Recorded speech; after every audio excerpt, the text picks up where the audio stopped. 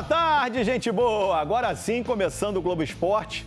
Que classificação suada do Flamengo, hein? Que loucura! Esse grupo C da Conmebol Libertadores. 3 times empatados com 11 pontos, gente. O Flamengo passou em segundo com 3 gols a mais de saldo do que o Central Córdoba, time argentino. E quase por um pouquinho de nada que o Flamengo não foi eliminado nos acréscimos. Um sufoco danado.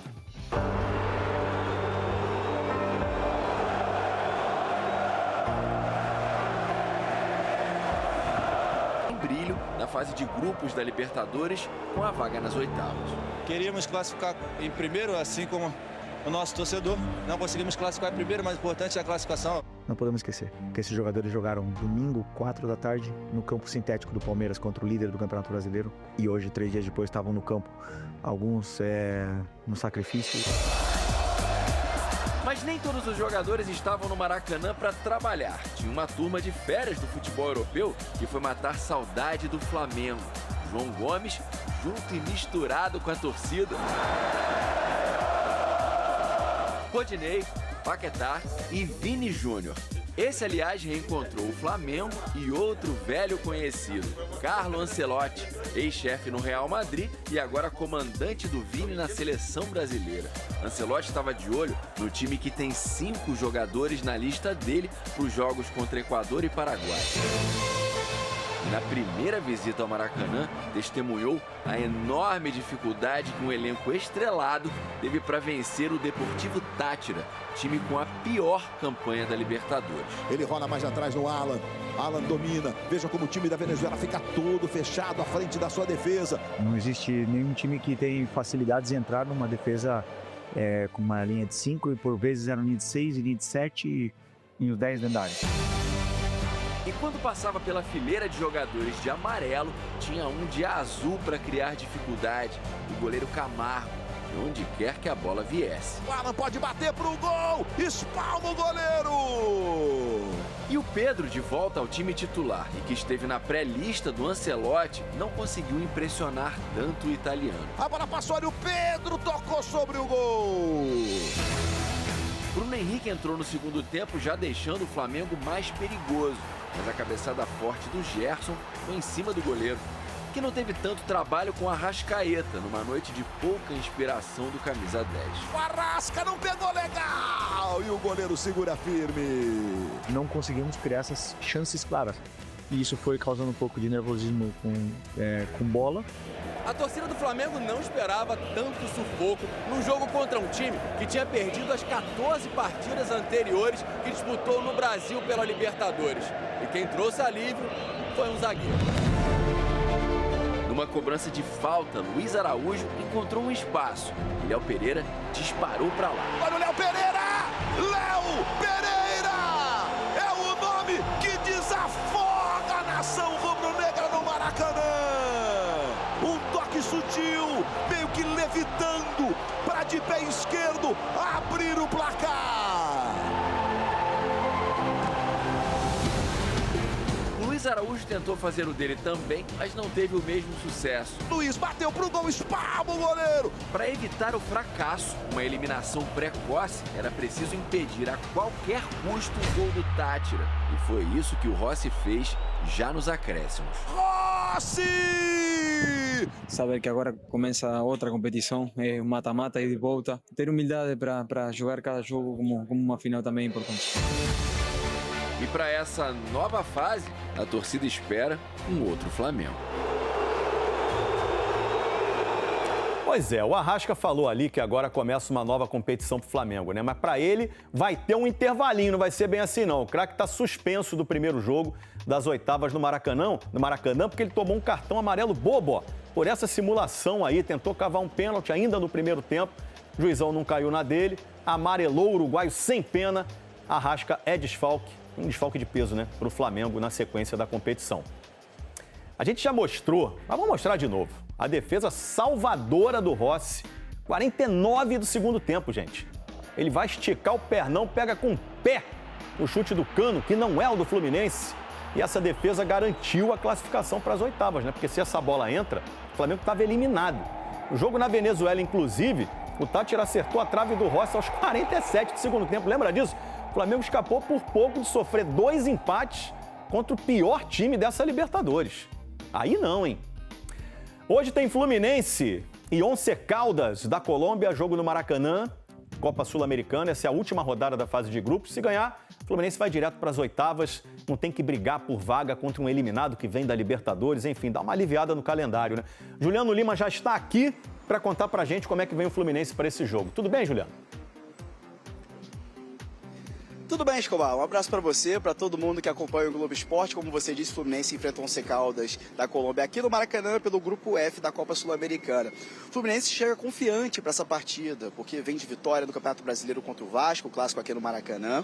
Está em quinto lugar do Brasileirão, está classificado para as oitavas de final da Copa do Brasil. Portanto, a classificação na Copa Sul-Americana é a meta da equipe antes da disputa da Copa do Mundo de Clubes da FIFA. E como você bem disse, para se classificar é o seguinte: o Fluminense precisa vencer o Once Caldas para garantir o primeiro lugar do Grupo F e se classificar de forma direta para as oitavas de final da Copa Sul-Americana. Se não vencer, o Fluminense vai ter que disputar, como vai terminar em segundo lugar do Grupo F, se não vencer, vai ter que disputar uma repescagem com um time eliminado da Libertadores. Então tem que vencer de qualquer forma aí para se classificar de forma direta, Escobar. O povo quer saber, Juliano, como vem o Fluminense para esse jogo? Temos pistas? Bom, o técnico Renato Gaúcho está fazendo um controle de minutagem, pensando, é claro, nesse calendário, como você bem disse, né, com Copa do Brasil, com Brasileirão, com Copa Sul-Americana e também, é claro, a Copa do Mundo de Clubes da FIFA. Por isso, o Thiago Silva está tendo um trabalho à parte, um trabalho especial. Nessa partida de hoje, o Thiago Silva deve começar no banco de reservas, o Ignacio deve ser o titular na defesa. O Fuentes deve entrar na lateral esquerda e o Paulo Henrique Ganso deve começar jogando no meio-campo. Então vamos falar um pouquinho desse provável Fluminense de logo mais, Escobar. Então a equipe deve entrar em campo com o Fábio no gol, o Guga, o Ignacio, o Thiago Silva, Freitas, Fuentes, Hércules, Martinelli ou Nonato, Ganso, Arias, Everaldo e Kevin Serna. Essa deve ser a equipe de logo mais 9h30 da noite aqui no Maracanã. Lembrando que depois da Copa Sul-Americana, jogo importantíssimo pelo Campeonato Brasileiro, no domingo contra o Internacional, no estádio Beira-Rio. Volto com você, Escobar. Um abração. Valeu, Juliano Lima. Outro para você. Uma escalação forte para o Fluminense garantir essa classificação, né? O Tribunal de Justiça do Rio manteve a liminar que afasta a 777 Partners do controle da SAF do Vasco. Então, com isso, o futebol do clube segue sendo comandado pelo presidente Pedrinho. Você lembra, né? O Vasco entrou com um processo contra a empresa americana desde o ano passado por falta de pagamento de dívidas e também não cumprimento de obrigações. Porque a gente sabia que tínhamos que fazer nosso dever em casa, ganhar. Se complicou, acredito, mais o jogo porque a gente não conseguiu fazer um gol no primeiro tempo. Tivemos algumas chances, mas, como eu falei agora, tem jogo que 1-0 é goleada e a gente fica feliz por isso. Me permita fazer uma observação. Carlo Ancelotti estava presente, assistiu tudo de camarote, literalmente. Quis o destino que o único jogador da linha defensiva rubro-negra, que não foi convocado por ele, resolvesse a noite para o Flamengo. O Flamengo teve a chance para ampliar, mas não aproveitou. Aí precisou passar nervoso nos minutos finais. E foi o milagre de Rossi que garantiu a vaga. Fim de jogo, Flamengo 1, Deportivo Táchira 0. O sentimento para mim de vitória, de orgulho heróico, 10 dentro da área defendendo e sabendo sofrer, e o goleiro depois saindo mais uma vez como herói. É uma vitória, eu comemoro todas as vitórias da minha carreira, sempre. Não é fácil ganhar. E dou muito valor a ganhar, a passar. Com a vitória simples, o Flamengo avança na segunda posição do Grupo C. O sorteio que define o próximo adversário será segunda-feira na sede da Conmebol no Paraguai. Entre as possibilidades estão 3 times brasileiros: Palmeiras, São Paulo e Internacional. Queríamos passar em primeiro, não deu, mas continuamos vivos, que é o mais importante. Queria ter feito o segundo gol ali para classificar em primeiro. Não conseguimos fazer o segundo gol, mas o importante é a classificação. A dificuldade que os times daqui do nível do mar têm para jogar na altitude, mas o Central Córdoba, o empate do Flamengo lá e a derrota aqui foi o que acabou desnivelando tudo que a torcida e o clube esperavam do Flamengo nessa primeira fase da Libertadores. E a gente imagina também o problema financeiro que traria para o Flamengo ele não passar de fase, porque a gente sabe, né, que você passar na Libertadores, você tem uma recompensa financeira significativa, não só da própria Conmebol, mas também com relação aos jogos em si, aos estádios cheios. O Flamengo colocou 66 mil pessoas no Maracanã ontem. Isso não é comum no futebol brasileiro. A gente sabe pelos preços dos ingressos, né, Flavinho? Sim. O Flavinho trabalha com a Conmebol, sabe disso, que não é tão simples. Aí a torcida tem razão de cobrar sim, vaiar quando terminar o jogo. Durante o jogo, deixa os caras tentarem, mas quando acabar, achou que está precisando? Vai. E para a gente até ilustrar isso um pouco melhor para vocês, a gente tem aqui as campanhas do Flamengo dos últimos 5 anos, na fase de grupos da Libertadores, para a gente poder ter até um horizonte um pouco melhor. Vamos começar aqui por baixo, 2021. O Flamengo termina em primeiro colocado, um grupo com Vélez, que é um adversário bem tradicional. A LDU, mais uma vez, no caminho do Flamengo. E o União La Calera, que é um time do Chile que é quase que inexpressivo. O grupo mais difícil. O grupo bem mais difícil do que o desse ano. O Flamengo terminou com 12 pontos, 3 vitórias em 6 jogos. Pulando para 2022. Flamengo, Tajeres, da Argentina, Católica do Chile e Sporting Cristal do Peru. Mais difícil do que o grupo atual. Sim. 16 pontos, 6 jogos, 5 vitórias e 1 empate. E aí o Tajeres ali com 11, Católica com 4 e o Sporting Cristal com 2. E aqui em 2022, o Flamengo faz essa campanha com o Paulo Souza, que era o treinador mais criticado, minha Nossa Senhora, talvez um dos mais criticados na história do clube. Aí começa o drama. A partir de 2023 você começa o drama. E você tem um drama com adversários que, pelo amor de Deus, quando você olha no sorteio, você fala, moleza. Vai dar pra... Moleza não, mas dá pra passar em primeiro... Tu vai brigar aqui com o Racing para passar em primeiro, mas Nublense, pancada. Alcas, pancada. Eu, que adoro futebol, consumo futebol pra caramba, eu não conhecia Nublense, eu não conhecia Alcas até 2023. Lembrando que o Flamengo perdeu pro Alcas na altitude. E empatou com o Nublense. Então, assim, a gente tá falando de adversários que são completamente frágeis e ainda mais se a gente comparar o Flamengo. Ano passado, mesma história. Bolívar, que aí tem altitude, ok? Palestino e o Milionários. O Flamengo já foi em segundo. E aí tem esse ano também, ali a mesma pontuação, LDU, Flamengo, Central Córdoba e o Táchira, que foi o bônus do grupo. Isso demonstra que o Flamengo vem tendo dificuldades na fase de grupos da Libertadores, independente dos adversários. E eu acho que isso é o que mais preocupa, né, Nandão? É porque a gente entende, né, que as comparações têm que ser feitas até para te dar um parâmetro futuro de como as coisas acontecem. Só que são times diferentes. Aí estou vendo esse Flamengo de 22, estou lembrando, só me veio na cabeça o Everton Ribeiro. Nossa, que saudade. Porque o Flamengo hoje não tem peças que eu acho que fazem muita falta, não só no Flamengo, mas no futebol brasileiro, e que consigam quebrar essas linhas, esse tipo de jogo defensivo, que acabou se tornando muito comum, ainda mais em equipes muito competitivas, como na América do Sul.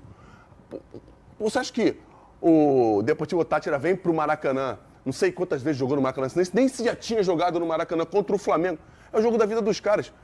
Não tem nada a ver uma coisa com a outra. Eles vão se defender da melhor forma possível. E se eles pudessem ficar com 20 jogadores na frente da área para não tomar um gol, eles ficariam. Um empate pro Táchira ontem seria histórico. Histórico pro time dos caras. Como o Central Córdoba veio vencendo o Flamengo, tinha torcedor chorando na arquibancada, jogador virou muro lá em... Isso aí. O cara que fez o gol da vitória deve arrumar uma estátua lá. Isso aí. E tem que acontecer. O que não tira a responsabilidade do Flamengo de criar soluções para resolver esses jogos. O Flamengo é um time que está brigando por muito mais coisas do que esses times. E aí, o Felipe Luiz, como ele mesmo já disse, ele assume essa responsabilidade, mas ele tem que externar um pouco mais. Porque ele falou que se esse time dele, do Flamengo não jogar, a responsabilidade é dele. E ele tem que encontrar soluções para resolver esse tipo de problema que já vem acontecendo de forma recorrente. Não é a primeira vez. E ó... Meus amigos, ontem nós tivemos aí um jogo bem diferente daquilo que eu acredito 90% dos torcedores do Flamengo imaginavam antes da partida, né? A gente sempre é muito entusiasmado com tudo, então muitos aí, amigos e inscritos, enfim, os flamenguistas aí, às vezes que nem amigo, cliente, enfim, todos, né? Até os antes, achavam que o Flamengo ia dar um passeio, que ia ser uma goleada, ia ser um jogo memorável, fácil, tranquilo, que o Flamengo poderia, inclusive, descansar alguns jogadores no segundo tempo. Muito por conta de uma coisa que foi dita ontem pelo Júnior durante a transmissão da partida, não sei se vocês prestaram atenção, mas o Deportivo Táchira, embora tenha perdido todos os jogos foram jogos difíceis, tá? Mesmo a nossa vitória na casa deles por 1-0 foi difícil, eles quase tiveram a chance de marcar também, como tiveram no jogo de ontem, e foi um jogo bem difícil, 1-0 suado, sofrido, da mesma forma de ontem, com muita tensão no final, principalmente, e a gente passou aí por maus momentos, tanto lá como cá. E como o Júnior falou ontem, só para deixar bem claro aqui, eu concordo plenamente com ele, o Deportivo Táchira perdeu, mas nunca perdeu por mais do que um gol de diferença.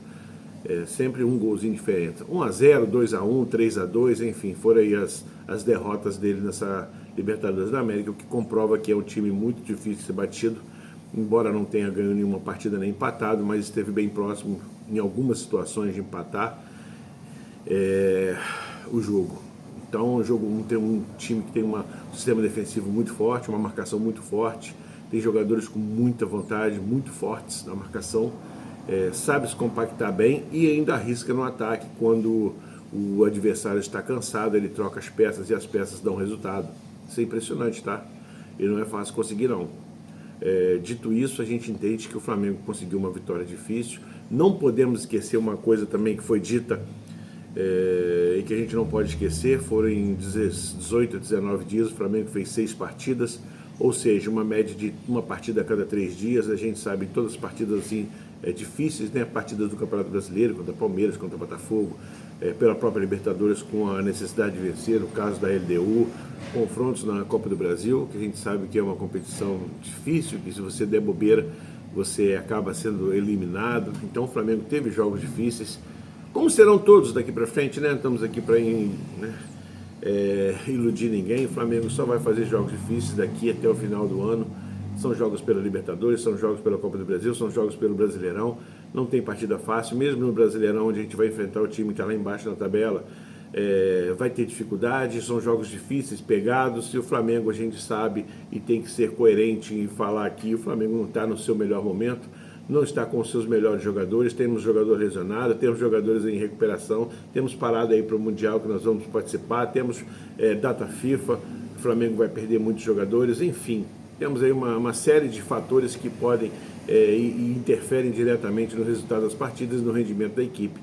Mas a gente tem que entender que isso faz parte, né, do futebol brasileiro, de tudo, né, do calendário, enfim, de todo esse processo. E se nós estamos aqui, temos que encará-lo com naturalidade e não ficar inventando desculpas para explicar um jogo ou outro ruim. Jogadores são humanos, são seres humanos, cansam, né, se estressam, têm problemas, independente do dinheiro que ganham, tem uma vida normal como todos, né? E tem os seus problemas particulares. Então, enfim, vai ter jogo com melhor rendimento, vai ter jogo de pior rendimento. Libertadores, geralmente estamos sofrendo bastante. No Campeonato Brasileiro a gente vê um time mais empolgado, não sei explicar o motivo, e é melhor que eu nem saiba, porque pode me aborrecer bastante esse detalhe. Então eu prefiro nem ficar me apegando muito a isso. Vamos vivendo um dia de cada vez, como disse o Felipe Luiz, que agora é pensar no Fortaleza. Resumindo a partida de ontem rapidamente, ou tentando resumir do meu ponto de vista, logicamente, sempre trago para vocês o que eu penso, o que eu vejo durante a partida. Eu vi o Flamengo sempre saindo com muita lentidão, não acelerando muito o jogo atrás, e quando passava da linha do meio do campo, aí sim acelerava e acelerava em demasia, dava sempre o último toque errado. A Arrascaeta não estava num dos seus melhores dias. Gerson até que tentou, correu bastante, tentou virar jogo, criar jogadas, às vezes conseguiu, às vezes não. A finalização do Flamengo estava péssima, o Pedro muito perdido em campo, não se encontrando, parece que está um timezinho fora da partida, ou ele chega adiantado ou ele chega atrasado. Luiz Araújo alterna durante a partida altos e baixos, isso aí complica bastante. Ontem precisamos aí do Léo Pereira, que é zagueiro, chegar lá na frente para fazer um gol de surpresa. Mostra também a força defensiva do Táchira ontem, que estava marcando muito forte. Então o Léo Pereira foi um elemento surpresa, que surpreendeu a zaga adversária e acabou fazendo aquele belo gol. Tivemos uma partida boa do Alexandre, como sempre, do Léo Ortiz também, como sempre, do Léo Pereira, que eu já citei, do Wesley também jogou bastante. O Alan tentou, enquanto esteve em campo, correr, mas não tem aspecto muito positivo, tanto que foi trocado pelo lateral direito, que jogou improvisado na sua posição. E o Varela está me surpreendendo. Cada partida eu gosto bastante dele. Deu muito mais mobilidade ao time, invertendo jogadas, procurando espaços, vai para a direita, vai para a esquerda, gira o corpo, gira a jogada. Isso aí é interessante, tá? Interessante. Eu não sei até onde vai isso não, mas é um fato importante aí essa situação do Varela sendo aproveitado aí na primeira volância, tá? Muito interessante. Ayrton Lucas também deu bastante mobilidade ao time.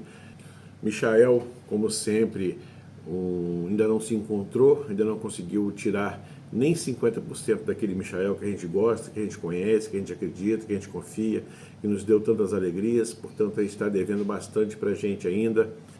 Bruno Henrique também entrou, tentou participar bastante das jogadas, conseguiu fazer algumas jogadas inclusive.